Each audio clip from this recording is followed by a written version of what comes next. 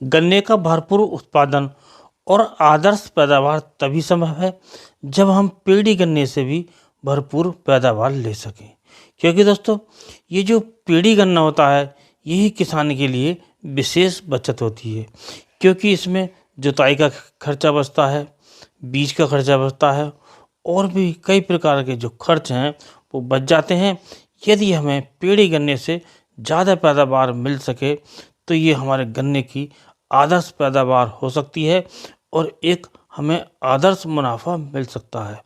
और ये तभी संभव है जब हमें पेड़ी गन्ने से ज़्यादा कल्ले मिल सकें और वो पूरे के पूरे गन्ने के कल्ले वो विभिन्न प्रकार के जो गन्ने होते हैं उनमें तब्दील हो सकें, अर्थात जितने भी कल्ले निकलें वो सब गन्नों में परिवर्तित हो सकें। तो दोस्तों, इसके लिए हमें कुछ प्रयास करने होंगे, कुछ कार्य करने होंगे, तभी हमें इस प्रकार से गन्ने का भरपूर उत्पादन मिल सकता है और पेड़ी गन्ने से ज़्यादा पैदावार मिल सकता है। तो दोस्तों, सबसे पहले जो कार्य होता है वो ये होता है कि हमें जब अपने पौधा गन्ना की जब कटाई करनी होती है तो उस समय विशेष प्रकार से ध्यान रखें कि जब हम कटाई करें तो कटाई सतह से करें, अर्थात ज़मीन के बराबर से करें, ज़मीन से मिलाकर करें और ज़्यादा ऊपर से ऊंची से कटाई करने की कोशिश ना करें। और खुद करते हैं तब या हमारी लेबर करती है तो उसका विशेष ध्यान रखें कि वो ज़्यादा ऊपर से कटाई ना करें और जो सतह से मिलाकर कटाई करें, क्योंकि जब सतह से मिलाकर गन्ने की कटाई होगी तो उससे ज़्यादा कल्ले निकलते हैं और जो कल्ले ज़मीन के अंदर से निकलते हैं वो गन्नों में परिवर्तित होते हैं, अर्थात वो मोटे और जो विकसित होते हैं गन्ने वो बहुत शानदार होते हैं। और यदि हम ऊपर से गन्ने की कटाई कर देते हैं तो जो ऊपर से कल्ला निकलता है, जो ठूंठ सा खड़ा रहता है, उसमें से जो कल्ला निकलता है वो जोरदार नहीं रहता, अर्थात वो पूरा विकास नहीं कर पाता है। और इसके बाद जब हमारी कटाई हो जाती है पूरी तरह से खेत की, तो उसकी हम अतिरिक्त पत्ती हटा दें, अर्थात जो फालतू पत्ती होती है उसे हटा दें और जो पत्ती होती है उसकी हम बिछाई करा दें, अर्थात मल्चिंग की तरह कर दें। तो उससे हमें ज़्यादा लाभ मिलता है, क्योंकि उसके होने से हाँ, एक तो हमारे खेत में नमी बनी रहती है बराबर, नमी के साथ साथ जो विभिन्न प्रकार के खरपतवार उगने होते हैं वो खरपतवार भी नहीं उगने पाते हैं, जिससे जो हमारी फसल होती है वो शानदार होती है। और दोस्तों, कुछ किसान भाई मल्चिंग भी चलाते हैं, अर्थात जो मल्चर होता है उसे चलाते हैं, उससे जुताई करते हैं। तो उस समय इसे ध्यान रखें कि जब वो मल्चर चलाएं तो उससे पहले वो पत्ती हटा लें और मल्चर चलाकर जो भी आपको खाद प्रयोग करना है तो उसे प्रयोग करने के बाद पत्ती से मल्चिंग कर दें, अर्थात जो पत्ती हमने बचाई थी उसे अपने खेत में बिछा दें।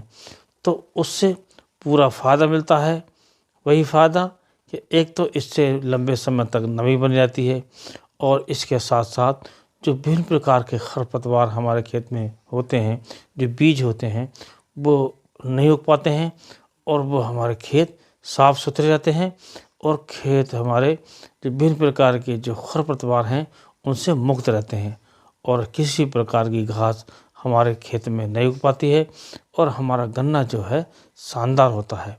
क्योंकि दोस्तों, यदि खरपतवार होंगे तो हमारे गन्ने की वो खुराक लेंगे, विभिन्न प्रकार के जो फर्टिलाइज़र्स हैं, विभिन्न प्रकार के जो माइक्रोन्यूट्रिएंट्स हमने यूज किए हैं या जो हम पानी देते हैं, जल देते हैं सिंचाई द्वारा, उसे वो ग्रहण कर लेते हैं और हमारा गन्ना उससे वंचित रहता है। अब दोस्तों, बात करते हैं कि इस समय हमें खाद कौन कौन सा लगाना चाहिए। तो दोस्तों, ये जो हम पेड़ी गन्ना करते हैं तो इसे हमें एक प्रकार से इसी प्रकार लेना चाहिए जैसे कि हम गन्ने की बुवाई करते हैं, तभी हमें इससे पूरी पैदावार मिलती है। तो जब आप इसे गन्ने को आप काट लें पौधे गन्ने को, तो उसमें या तो आप पत्ती हटाकर सिंचाई के समय या फिर मल्चर के समय, जो हम मल्चर चलाते हैं उस समय हमें डालना है एक खाद में हम 12-32-16 ले सकते हैं। उसके स्थान पर DAP भी ले सकते हैं। उसमें पोटास की मात्रा आप ले सकते हैं 30 किलोग्राम प्रति एकड़ के हिसाब से, या फिर 12-32-16 या फिर DAP। यदि 12-32-16 लेते हैं तो इसमें पोटास की आवश्यकता नहीं होती है। यदि DAP लेते हैं तो इसमें हमें पोटास मिलाने चाहिए। इसके साथ हमें 1 किलो लेना है ह्यूमिक एसिड। ह्यूमिक एसिड के मिलाने से हमें काफ़ी लाभ मिलता है और हमें इसे प्रयोग करना है। और एक हमें फफूंदीनाशक का भी प्रयोग करना है। फफूंदीनाशक के रूप में या तो आप सल्फर का प्रयोग कर सकते हैं, जो सल्फर आता है 80% WDG के रूप में, या 90% WDG आता है। इन दोनों में से कोई एक लेकर आप 4 से 5 किलोग्राम प्रति एकड़ के हिसाब से आप इसे ले सकते हैं और उस समय आप अपनी गन्ने की फसल में प्रयोग कर सकते हैं। और दोस्तों, इससे सबसे बड़ा जो फ़ायदा होगा वो ये होगा कि जो हमारा गन्ना है वो बहुत तेज़ी से फूट करेगा, अर्थात उसमें जो फुटाव होगा, उसमें जो टिलर्स आएंगे, जो कल्लों की जो संख्या होगी वो बहुत ज़्यादा होगी और हमारा जो गन्ना है काफ़ी शानदार होगा। ये तो रही पहले पानी की बात। अब बात करते हैं दूसरे पानी पर। दूसरे पानी पर हमें या तो माइक्रोन्यूट्रिएंट्स प्रयोग करना है। हम किसी भी अच्छी कंपनी का ले सकते हैं। 10 किलोग्राम प्रति एकड़ के हिसाब से आप माइक्रोन्यूट्रिएंट्स का प्रयोग कीजिए। और इसके साथ साथ हम दूसरा ले सकते हैं जो फेरस सल्फेट होता है। तो हम फेरस सल्फेट भी 10 किलोग्राम प्रति एकड़ के हिसाब से ले सकते हैं। इन दोनों में से हमें कोई एक चीज़ अवश्य लेनी चाहिए, क्योंकि दोस्तों आपने देखा होगा जब हमारा पेड़ी गन्ने का फुटाव होता है, उसमें कल्ले निकलते हैं, तो उसकी जो कभी कभी पत्तियां होती हैं पीली होती हैं, सफ़ेद होती हैं, कहीं धारीदार होती हैं, कई प्रकार की पीली पत्ती सफ़ेद पत्ती दिखाई देती हैं और हमारा जो गन्ने का खेत है बहुत बुरा दिखाई देता है। यदि आप इनका प्रयोग कर लेते हैं तो आपका जो गन्ना होगा उसका तेज़ी से विकास होगा, एक समान विकास होगा और पत्तियों का जो कलर होगा वो एकदम गहरा हरा होगा, जिससे हमें काफ़ी शानदार गन्ना मिलेगा। और दोस्तों, इसके साथ आप एक काम और कर सकते हैं। जब छोटा छोटा फुटाव हो जाए तो आप इसमें एक स्प्रे और ले सकते हैं, और स्प्रे आप ले सकते हैं इथेफॉन 39% का। तो ये जो दवाई आती है इसे आप 100 ml प्रति एकड़ के हिसाब से 150 लीटर पानी में घोलकर आप छोटे छोटे पत्तियों पर जो कल्ले होते हैं, जो पोंगे होते हैं, इनका आप स्प्रे कर सकते हैं।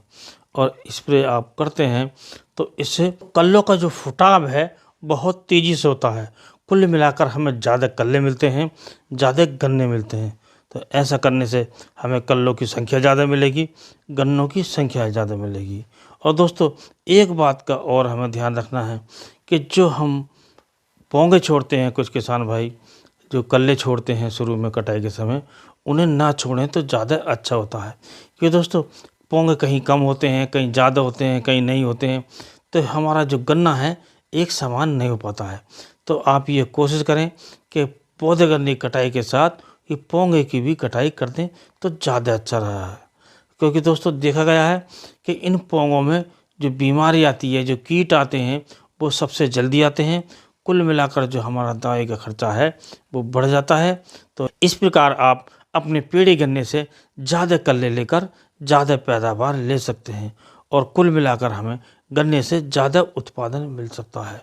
और यदि वीडियो पसंद आया हो तो वीडियो को लाइक कीजिए, दोस्तों में शेयर कीजिए, और यदि आपको कोई डाउट हो तो कमेंट्स कीजिए। और इसी के साथ इस वीडियो करते हैं समाप्त। अगले वीडियो में नए टॉपिक के साथ फिर मिलते हैं। तब तक के लिए नमस्कार।